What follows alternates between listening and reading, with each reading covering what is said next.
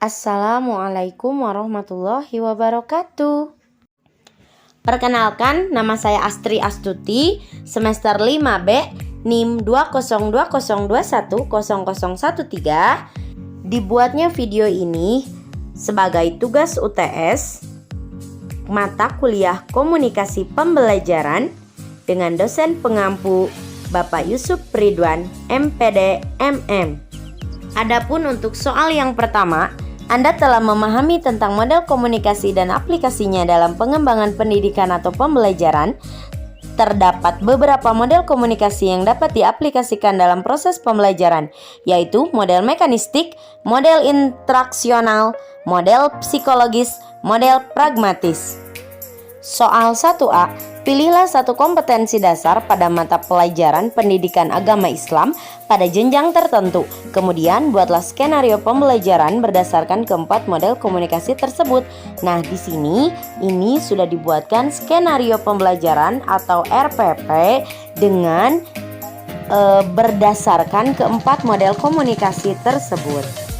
Soal 1B. Menurut saudara, model komunikasi mana yang efektif digunakan dalam proses pembelajaran?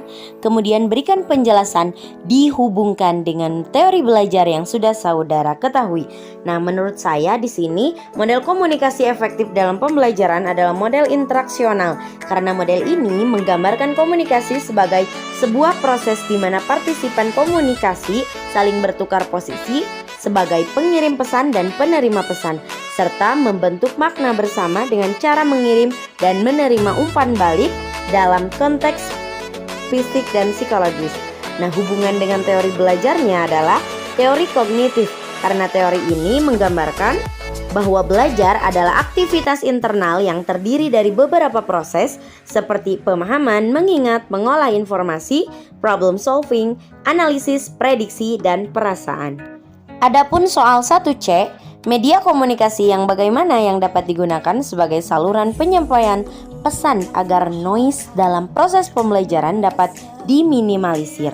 Nah, media komunikasi yang digunakan sebagai saluran penyampaian pesan agar noise dalam proses pembelajaran dapat diminimalisir adalah yang pertama interactivity, 2 organization, 3 novelty. Soal 2.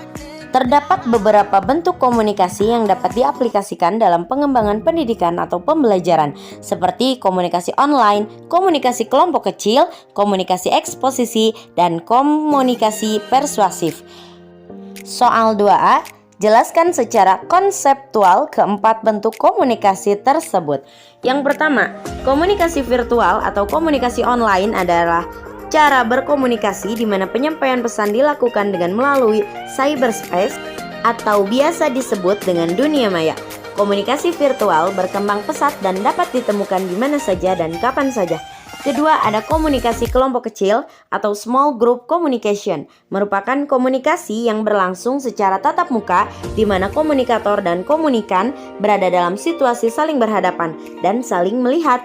Para anggotanya saling berinteraksi satu sama lain dan lebih intens. 3. Komunikasi eksposisi adalah paragraf ataupun karangan yang di dalamnya terkandung beberapa informasi serta pengetahuan yang disampaikan atau disajikan dengan singkat, akurat, dan padat.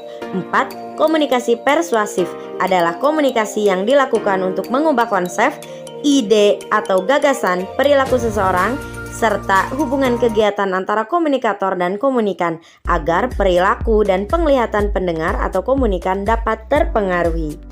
Adapun soal 2B, bagaimana implementasinya bentuk-bentuk komunikasi tersebut dalam suatu proses pembelajaran? Nah, implementasi bentuk-bentuk komunikasi dalam suatu proses pembelajaran yaitu yang pertama, tidak membanding-bandingkan, 2. Memperhatikan apa yang disampaikan oleh guru, 3. Mencoba untuk memahami, 4. Fokus pada materi yang disampaikan, 5. Menghadirkan suasana nyaman. Soal 2C. Bagaimana pendapat saudara jika bentuk komunikasi tersebut dikaitkan dengan 8 keterampilan dasar mengajar? Nah, menurut saya, apabila bentuk komunikasi dikaitkan dengan 8 keterampilan dasar mengajar adalah sangat cocok dan memang setiap guru harus menguasai bentuk-bentuk komunikasi serta 8 keterampilan dasar mengajar. Di antaranya yang pertama, keterampilan bertanya, kedua, keterampilan memberikan penguatan, tiga, keterampilan membuat variasi stimulus, 4, keterampilan menjelaskan, 5, keterampilan membuka dan menutup pelajaran, 6, keterampilan membimbing diskusi kelompok kecil, 7, keterampilan mengelola kelas, 8, keterampilan mengajar kelompok kecil dan perseorangan. Terima kasih. Wassalamualaikum warahmatullahi wabarakatuh.